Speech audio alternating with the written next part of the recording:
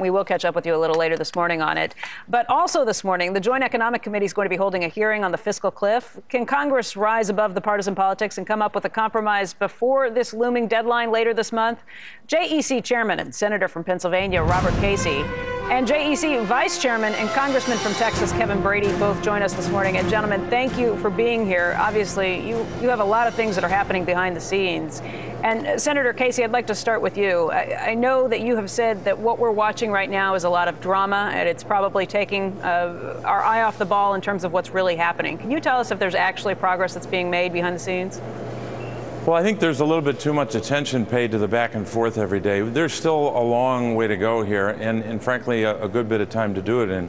I think the day-by-day coverage sometimes misses what's really going to happen here. We're going to get some kind of an agreement, I sure hope, and I'm more optimistic maybe than some of the polling. But Democrats and Republicans have to come together. But at the end, it's not going to be 500 people in a room. It's going to be a small group of people making a deal and seeing if they can get support for it. That's the reality. I think the focus, though, gets a little bit lost down here. The focus should be, in addition to getting the fiscal sustainability in place, we've got to make sure that we're focused on job growth, moving the economy forward, and the central focus of that ought to be middle-income families. Okay, agreed that those are the priorities for both sides. But Senator, when you say focus on the middle-income families, what does that mean? To cut through it, what exactly does a compromise to you look like? Well, the first step, and this would be a substantial step forward, if the House would pass the bipartisan bill the Senate passed, a middle-class tax cut. We passed it in July. If they pass that, we're substantially down the road to getting an agreement. That's not the end of the work, but I think that would be a substantial benefit, give certainty to middle-income families. Congressman Brady, is that likely to happen? Will the House pick up that bill and pass it?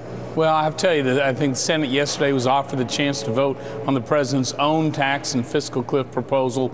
A majority leader Reid blocked that vote. What it tells you is that this president has a long way to go before he can come up with a solution that can pass both the House and the Senate.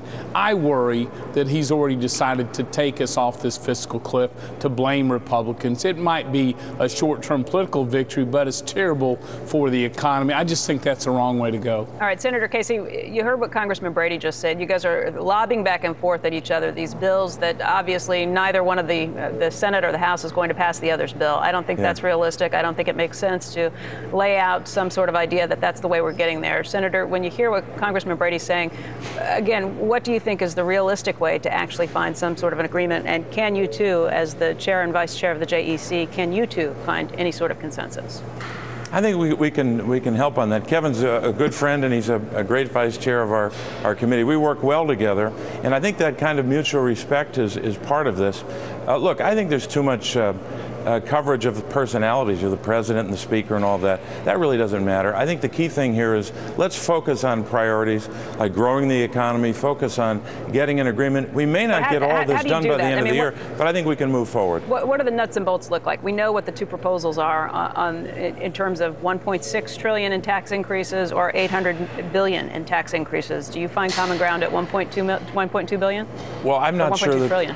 Yeah, I don't think there's any broad agreement on even what the numbers are yet. We still have a ways to go. But look, if we focus on the damage, as this hearing will focus on today, the damage to our economy if the automatic cuts go into effect, I think we're going to be on the right track to understanding the gravity of that and the adverse economic impact, as well as the adverse impact of not having Democrats and Republicans come together. Kevin and I work well together. Maybe it can be a model for others. But Congressman, I'm sorry, just real quickly. Congressman, you say that you are not in support of raising taxes because that doesn't solve the problem. You're not going to get any sort of agreement if that's your bottom line. Well, bottom line is, what does it solve? It doesn't solve the deficit. It's about 8 days of federal spending. Certainly isn't good for the economy.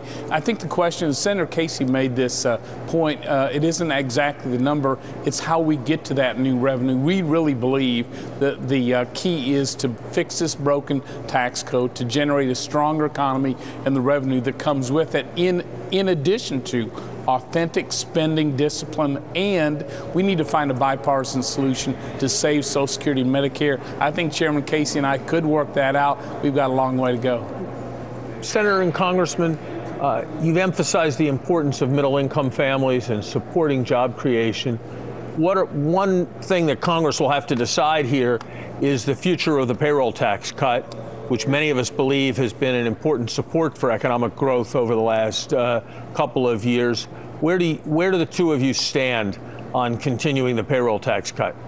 Larry, I introduced legislation yesterday which has two parts. One is to extend the payroll tax cut. I think it's been, as you and others have made clear, has been a big winner for everyone. In the past year, one of the best estimates, 400,000 jobs created or saved. We should continue that. In addition to, I think we should couple that with a tax credit for hiring for businesses. But I think the combined effect of that can have a substantially positive impact. You know, I don't think if you were serious about saving Social Security, you can't continue the payroll tax holiday. It's blowing a hole in Social Security. We've had to borrow $165 billion last year just to pay Social Security benefits. You know, permanently or lengthening how long we divert the important revenue stream in that program just doesn't make sense. I think we ought to substitute tax relief as big or bigger, but through fundamental tax reform. So, Congressman, the payroll tax increase. I'll jump in there in a minute. I'm sorry. Go ahead, Senator. I just wanted to jump in. Kevin and I disagree on this. The Social Security actuary, those who watch the trust fund, said this has no impact. Secondly, I think it has a positive impact because of payroll revenue. I serve on the Social Security subcommittee. Trustees told us that we've deteriorated Social Security more in the last year than in 2 decades, so it is having a serious impact. So, Congressman, can I just ask you, if the payroll tax is not continued, a family making $1,000 a week is going to see their paycheck go down by $20 on first paycheck of the new year. What are you supporting that would replace that could actually take effect in time to prevent those paychecks from going down?